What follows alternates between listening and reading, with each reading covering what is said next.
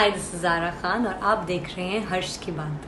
हर्ष जी एक बहुत ही अच्छे राइटर हैं, बहुत ही सीनियर जर्नलिस्ट हैं और उनका आर्टिकल पढ़ के हमेशा बहुत अच्छा लगता है because of the way he articulates them. So don't forget to share, like and subscribe to his channel and hit the bell icon. नमस्कार दोस्तों। राहुल गांधी से ऐसा लगता है कि सेल्फ गोल हो गया है। जैसे कि फुटबॉल में होता है ना कि जब आप अपने ही टीम के गोल पोस्ट में गेंद को दाग देते हैं तो अपने ऊपर ही गोल कर देते हैं। कुछ ऐसी ही स्थिति इस समय कांग्रेस की हो गई है। राहुल गांधी ने पिछले दिनों CWC की मीटिंग में, जो कांग्रेस वर्किंग कमेटी की मीटिंग थी, उसमें कांग्रेस के सभी नेताओं को ये कहा था कि देख लिए, मैं तो चीन के मुद्दे पर नरेंद्र मोदी को लगातार घेर रहा हूँ, लेकिन आप लोग उतना आक्रामक रुख नहीं अपना पा रहे हैं। और ये बात मीडिया में भी सामने आई थी। जबकि उसी में कांग्रेस के एक पुराने वरिष्ठ नेता, जो कि गृह राज्य मंत्री रहे हैं केंद्र में, RPN सिंह, मनमोहन सिंह के समय, उन्होंने ये कहा था कि चीन का मुद्दा लोगों के सेंटिमेंट से जुड़ा हुआ मुद्दा है। अगर इस मुद्दे को हम ज़्यादा उछालेंगे तो लोग हमारे खिलाफ हो जाएंगे और उन्हें लगेगा कि हम अगर मोदी की या केंद्र सरकार की आलोचना कर रहे हैं तो हम चीन को फेवर कर रहे हैं, चीन को पक्ष ले रहे हैं चीन का। तो इस बात को राहुल गांधी ने खारिज कर दिया था RPN सिंह की, और उन्होंने कहा था कि नहीं, जिस तरीके से मैं मोदी को चीन के मुद्दे पर घेर रहा हूं, उसी तरीके से आप भी आक्रामक रुख अपनाएं। और अब हुआ क्या है, मामला इतना गंदा हो गया है, एक इतना दलदल की तरह हो गया है कि जिसमें सब धंसते जा रहे हैं और सबसे बुरी स्थिति में खुद कांग्रेस आ गई है। JP नड्डा, BJP के जो अध्यक्ष हैं, उन्होंने सोनिया गांधी पर 10 सवाल दाग दिए हैं और उन्होंने साफ कहा है कि जो राजीव गांधी फाउंडेशन है, जिसकी अध्यक्ष सोनिया गांधी हैं, वो पहले भी बाहर से फंड लेती रही है और अब भी फंड ले रही है और चीन से भी फंड ले रही है, जिस चीन को आप गालियां दे रहे हैं। 10 सवालों की डिटेल में नहीं जाना चाहूँगा, लेकिन उनका लब्बो लुबाब कुल कहने का ये था कि राजीव गांधी फाउंडेशन ने 2005-2006 में अनुदान राशि ली बाहर से।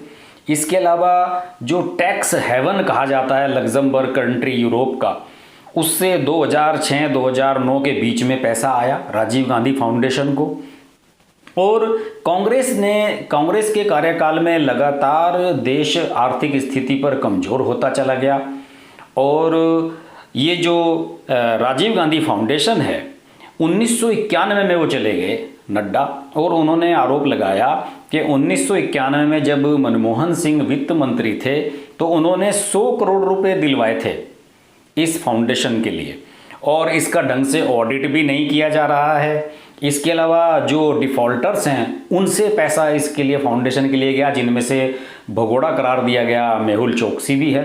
मेहुल चोकसी ने भी राजीव गांधी फाउंडेशन को पैसा दिया था। चीनी दूतावास की एक फाउंडेशन है, उससे आप पैसा ले रहे हैं। और चीन को UPA 2 के कार्यकाल में फेवर किया गया, चूँकि वहाँ से पैसा आ रहा था राजीव गांधी फाउंडेशन के लिए। और ये भी कहा है नड्डा ने कि चीन के साथ व्यापार घाटा 2004 में 1.1 अरब डॉलर था, जो 2013-14 में, जो कि मनमोहन सिंह सरकार का अंतिम वर्ष था, उसमें 36.2 अरब डॉलर हो गया। तो इससे कांग्रेस को क्या फ़ायदा मिला? क्या कांग्रेस ने चीन से कोई लाभ लिया? चीन से कोई आर्थिक लाभ कांग्रेस या राजीव गांधी फाउंडेशन को मिला? ये सब सवाल उन्होंने दाग दिए हैं और इसका अभी जवाब कांग्रेस के पास नज़र नहीं आ रहा है। Rahul Gandhi day by day रोज़ाना वीडियो मैसेज जारी करके, ट्वीट करके लगातार ये बात कह रहे थे कि भारत ने अपनी ज़मीन सौंप दी है चीन को और चीन का कब्जा हो गया है, हमारी ज़मीन पर कितना कब्जा है आप बताएं। और नरेंद्र मोदी छिप गए हैं घर में जाकर, आप सामने आए। राहुल गांधी इस तरह के आरोप लगा रहे हैं। सोनिया गांधी ने भी जो CWC की मीटिंग का संबोधन किया, उसमें चीन का मुद्दा प्रमुख रखा। उनके तो बेटे ने जब ये बात कही है तो उन्हें तो उसे सीरियसली लेना ही था। लेकिन कांग्रेस का कोई भी नेता इस मुद्दे पर सामने नहीं आया है खुलकर।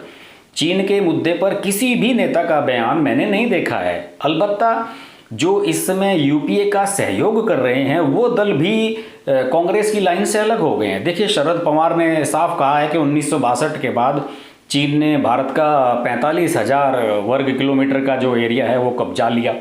तो उस समय कांग्रेस की सरकार थी। शरद पवार अगर उंगली उठा रहे हैं तो उसका मतलब सीधा यही है कि वो भी चीन के मुद्दे पर बुरा नहीं बनना चाहते। उन्हें पता है कि आप चीन के मुद्दे पर कुछ भी कहेंगे तो वो पब्लिक सेंटिमेंट्स के खिलाफ होगा। और शरद पवार इस समय कांग्रेस के सहयोग से समर्थन दे रहे हैं शिवसेना की सरकार का महाराष्ट्र में, यानी कि एक तरह से यूपीए का हिस्सा है।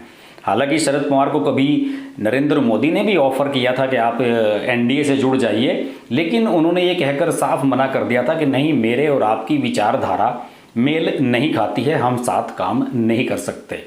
ऐसी स्थिति में शरद पवार का बयान आ जाना बहुत खराब स्थिति कर रहा है कांग्रेस के लिए। और इसके अलावा जब से चीन का मुद्दा उठाया है कांग्रेस ने, राहुल गांधी ने, सोनिया गांधी ने, तब से कांग्रेस के नेताओं पर शिकंजा भी कसना शुरू कर दिया गया है। देखिए, अहमद पटेल जो कि पार्टी के कोषाध्यक्ष हैं, कांग्रेस के अध्यक्ष सोनिया गांधी के राजनीतिक सलाहकार हैं, राज्यसभा सांसद हैं, उनके घर पर ईडी ने रेड की है और इस क्रिसेंट रोड पर जो उनका आवास है वहाँ पर उनसे पूछताछ की गई।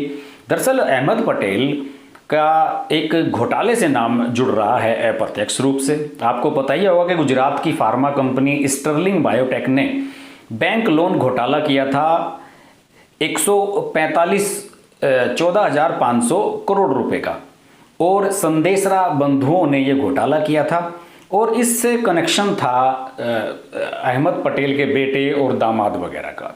इसकी डिटेल्स में मैं नहीं जाना चाहूँगा, लेकिन ये मामला चल रहा है और इस मामले में अहमद पटेल के बेटे फैजल और उनके दामाद इरफान सिद्दीकी से भी प्रवर्तन निदेशालय ईडी पूछताछ कर चुका है और अब उनके घर पर रेड हुई। बताया जाता है कि शनिवार को उनसे पूछताछ की गई। हालांकि कांग्रेस ये कह रही है कि ये बदले की कार्रवाई है और चीन को लेकर जो पार्टी मुखर हो रही है उसको दबाने की कोशिश की जा रही है। रणदीप सुरजेवाला ने प्रेस कॉन्फ्रेंस करके ये बात कही और कहा कि विपक्ष की आवाज़ को सरकार दबाने का प्रयास कर रही है सरकारी मशीनरी का दुरुपयोग करके।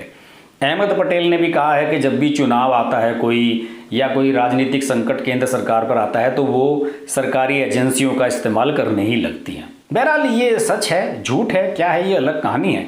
लेकिन कुल मिलाकर स्थिति ये है कि चीन के मुद्दे को उछालकर कांग्रेस ने अपने दामन पर ही छींटे किए हैं। वो जैसे कहते हैं ना कि आप गंदे तालाब में आप पत्थर फेंकेंगे तो छींटे आप पर भी आएंगे। ये मुद्दा ऐसा है देश की जनता से जुड़ा हुआ। देश इस समय चाहती है कि चीन के साथ आरिया पार की लड़ाई हो जाए तो देखी जाएगी, और आप ऐसे मौके पर केंद्र सरकार, हमारी सेना और उन सब पर सवाल उठाएंगे तो आपकी इमेज तो खराब होगी ही। चौकीदार चोर कह के आप फंस गए थे, आपने सुप्रीम कोर्ट में माफ़ी मांगी थी, और राहुल गांधी ये भूल गए हैं कि नरेंद्र मोदी देश के प्रधानमंत्री हैं, भले ही आपके व्यक्तिगत दुश्मन हो। तो ये जो राहुल गांधी की मेंटलिटी है कि नरेंद्र मोदी को कुछ भी हो, नरेंद्र मोदी को टारगेट करना ही करना है, उसका मुझे लग रहा है कि कांग्रेस को फ़ायदा कम नुकसान ज़्यादा हो रहा है। इस मुद्दे पर हम नज़र बनाए रखेंगे। देखते रहिए हर्ष की बात लाइव। नमस्कार। अगर आपको हमारी वीडियो पसंद आई तो हमारा चैनल हर्ष की बात लाइव सब्सक्राइब करें और नोटिफिकेशंस के लिए बेल आइकन प्रेस करें।